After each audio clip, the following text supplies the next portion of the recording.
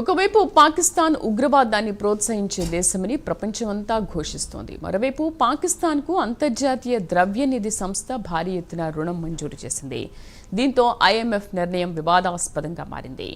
IMF నిర్ణయంపై రక్షణ మంత్రి రాజ్నాథ్ సింగ్ నిప్పులు చెరిగారు.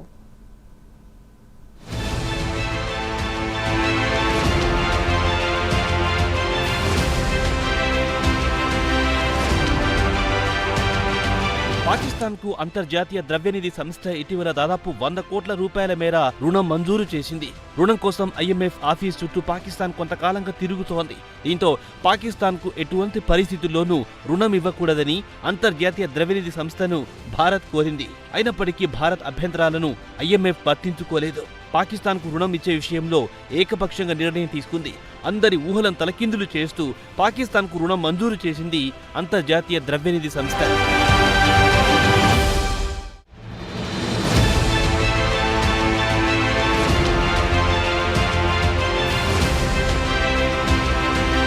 ఐఎంఎఫ్ నిర్ణయాన్ని భారత్ తప్పుపట్టింది. ఉగ్రవాద చర్యలకు నిధులందజేస్తున్న పాకిస్తాన్కు భారీ మొత్తంలో రుణం మంజూరు చేయడం సరైన నిర్ణయం కాదని భారత్ మండిపడింది. పాకిస్తాన్కు నిధులు ఇవ్వడమంటే ఉగ్రవాద సంస్థలకు నిధులు ఇవ్వడమేనని రక్షణ మంత్రి రాజ్నాథ్ సింగ్ నిప్పులు చెరిగారు.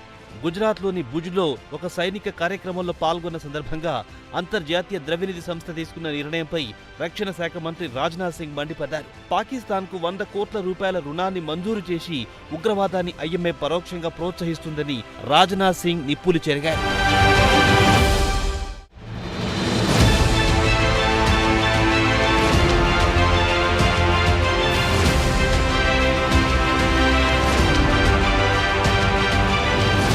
అంతర్జాతీయ ద్రవ్యనిధి సంస్థ తమ నిర్ణయంపై పునఃసమీక్ష చేయాలని రక్షణ మంత్రి రాజ్నాథ్ సింగ్ కోరారు.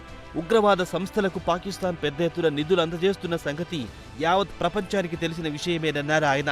ఐఎంఎఫ్ నిర్ణయాన్ని తప్పుబడుతూ పహల్గాం ఉగ్రదాడిని రక్షణ మంత్రి రాజ్నాథ్ సింగ్ ప్రస్తావించారు. ఏప్రిల్ 22న పహల్గాంలో ఉగ్రవాదులు జరిపిన దాడిలో అమాయకులైన 26 మంది పర్యాటకులు ప్రాణాలు కోల్పోయిన విషయాన్ని ఆయన ప్రస్తావించారు. ఈ నేపథ్యంలో పాకిస్తాన్కు ఐఎంఎఫ్ ఏ విధంగా రుణమిస్తుందని ఆయన ప్రశ్నించారు. ఐఎంఎఫ్ ఇచ్చిన రుణంతో మరిన్ని పహల్గాం ఉగ్రదాడులకు పాకిస్తాన్ నిధులు అందజేస్తోందన్న భయాందోళన రాజ్నాథ్ సింగ్ వ్యక్తం చేశారు.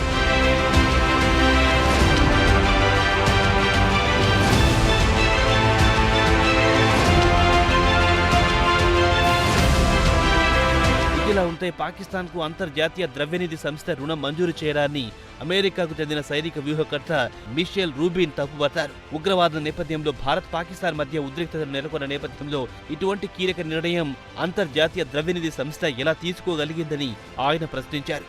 ఐఎంఎఫ్ నిర్ణయం ప్రపంచవ్యాప్తంగా ఉగ్రవాదానికి ఊతమిచ్చేలా ఉందని మిషేల్ రూబిన్ అభిప్రాయపడ్డారు. కాగా పాకిస్తాన్కు ఐఎంఎఫ్ రుణం మంజూరు చేయకుండా అమెరికా అధ్యక్షుడు డొనాల్డ్ ట్రంప్ అడ్డుకోవాల్సి ఉందన్నారు. అయితే ట్రంప్ ఆ పని చేయలేదని మిషేల్ రూబిన్ మండిపడ్డారు. దీంతో పాకిస్తాన్కు రుణం మంజూరు చేసే విషయంలో ఐఎంఎఫ్ కు మార్గం సుగమం అయ్యిందని మిషేల్ రూబిన్ పేర్కొన్నారు.